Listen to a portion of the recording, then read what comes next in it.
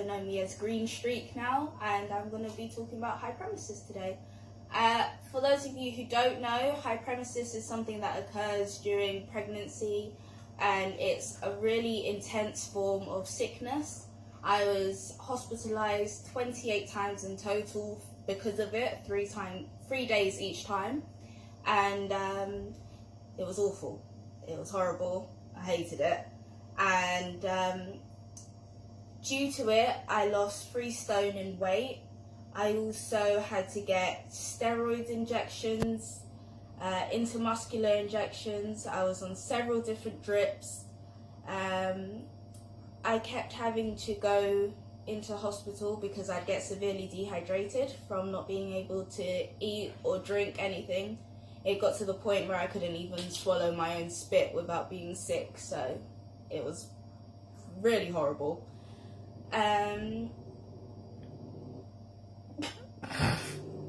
Sorry, keep going. Well,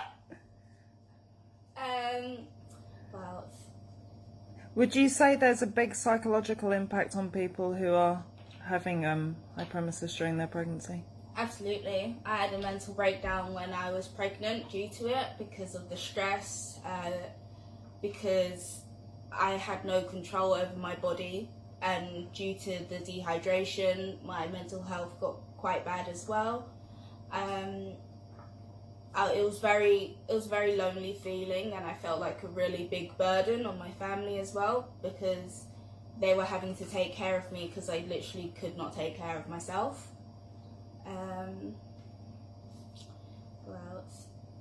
And just being in hospital as well was just horrible because you're all on your own. At first, I'd say about 16 weeks, because I found out I was pregnant at 2 to 3 weeks.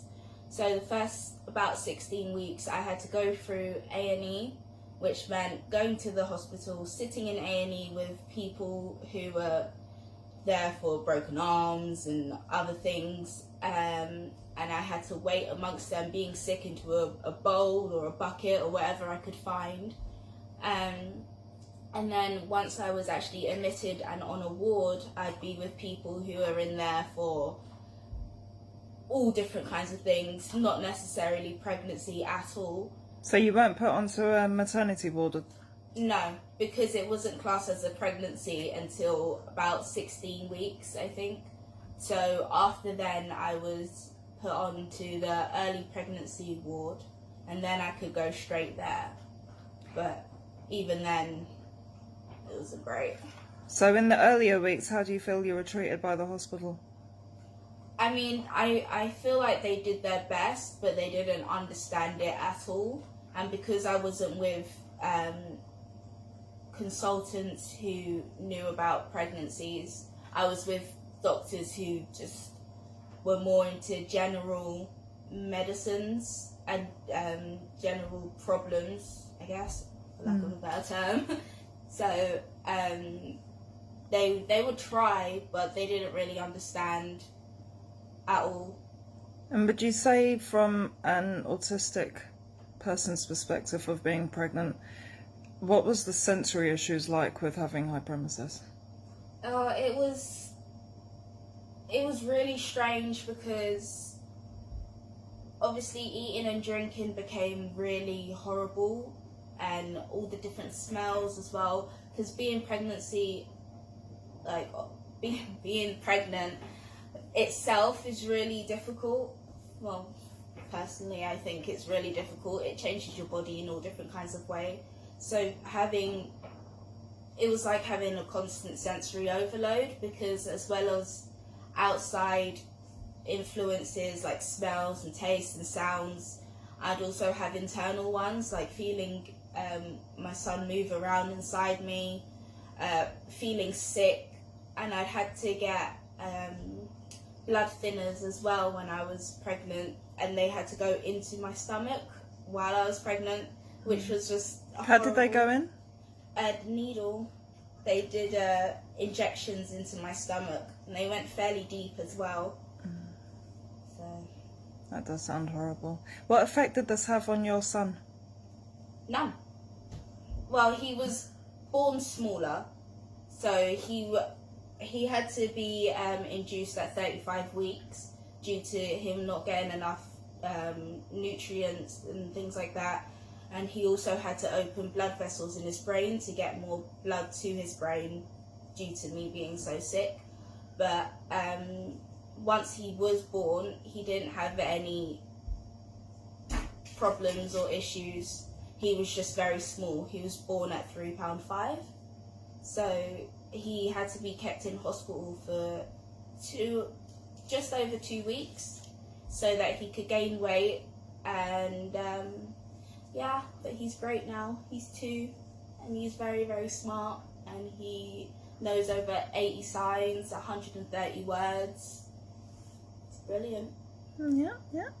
So I remember, for anybody who's listening, I'm Cody's mum. I'm Emma Dalmain.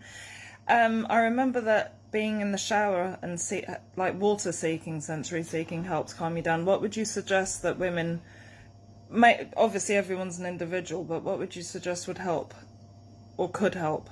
Well, people who are going through this, I'd suggest, for me, water helped a lot. I'd have up to 4 baths, if not more, a day, because I would literally be in bed, sweating, feeling gross, vomiting, and it was like a massive impulse. I had to get in the bath. So I'd run the bath, I'd get in before it had even run at all, and then I'd get in and then feel a bit better, and then the sickness would come back. So I'd get out, and then it would be too much, so that I'd have to get straight back in.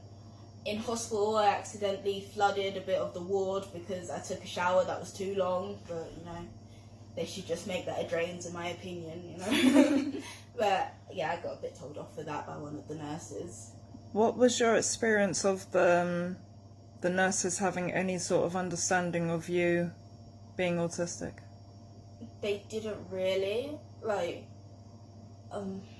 How did they deal with you when you would be upset? Not great. They were a bit impatient, just get over it already, it's just, you just gotta do it. But as well as me being autistic, I also have depression and anxiety, so everything just was getting too much. And like I said earlier, I had a mental breakdown as well, and I really needed more support from the staff and the midwives. Eventually, when I got to the midwives, they were better than just the nurses on call in the earlier stages of my pregnancy, but it still wasn't great. And where they were so used to women who were just, flouncing around in their gowns with their big bellies, and I was there like 7 stone with a small bump. I constantly got asked by security guards, "Oh, you had the baby then?" And I'd be like, "No, I'm just really small, sorry." And there was a midwife that we had to put in a complaint about. Yeah, there was, because at one point I was really, really low mentally. I was away from my family a lot, and I was in a small room on my own, and I couldn't really handle it, and I didn't feel like things were going to get any better, so I ended up wrapping a cord around my neck that was attached to my IV, and I called for a nurse to help me because I said that I can't do this, I'm really stressed, and she looked at me and she just walked away. Like, she just did not care at all. So I got myself back together and I regathered my thoughts, and I called my mum, and my mum and my brother came. Thank you. So it was really difficult. It was really, really difficult. And there was another nurse as well who told me that I should stop taking the medication I was taking, the anti-sickness medication. I'm sorry if you can't really understand me, my throat's all closing up. Well, why don't you take a second of a breather?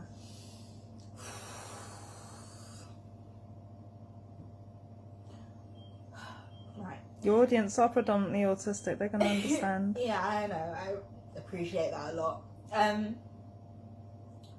Another nurse told me that I should stop taking the medication. I was taking all the anti-sickness tablets because I was harming my baby. Which obviously broke me because I felt like I was inadequate anyway, because as someone who can carry a child, you expect them to be better at it, and you only ever see happy women who are glowing and that pregnancy depiction shoots, and just in love with their bump. And I hated it. I hated all of my pregnancy. I think the happiest part of my pregnancy was knowing that Eli was going to be a boy, so I didn't have to worry about him going through this, because it is hereditary. My mum had it when she was pregnant with me. It wasn't to the extent that I had it, but it was really bad. So it was just not something that I like to think about, and that still gets me emotional over 2 years later. And a lot of family outside my immediate family, outside my mum and her children and my son's dad, didn't understand me. I got comments like, you're not sick, you're just pregnant. And I was both. I was extremely sick and pregnant. So it's not spoken about enough. Even with celebrities who have it, people still comment on how great they look even after, but they don't see how terrible it is. They don't see how horrible you feel. And now I have problems with my weight because I was so skinny, and after I had my son I was a size 6 barely, and now I'm up to a size 10 to 12, so I feel huge. But you look so healthy and beautiful. Yeah, you say that, but it's hard to feel it because my weight changed so dramatically. So yeah. So on a closing note, so you can have a breath, what should professionals put in place for women who are for people who are pregnant? My apologies for that. What should professionals put in place for people who are pregnant who are suffering with Hyperemesis gravidarum? What would help? What helped me a lot was a support group on Facebook I found, and I'll link them to this as well. But I found out off my own back. It would have been really helpful earlier on if doctors had those links, or like leaflets, even posters somewhere. I think they just need to have a better understanding of mental health and pregnancy as a whole, because they do go hand in hand. A lot of the time you hear about the common ones like baby blues or, postpartum anxiety, but you don't hear about when they're going on during the pregnancy. So, yeah.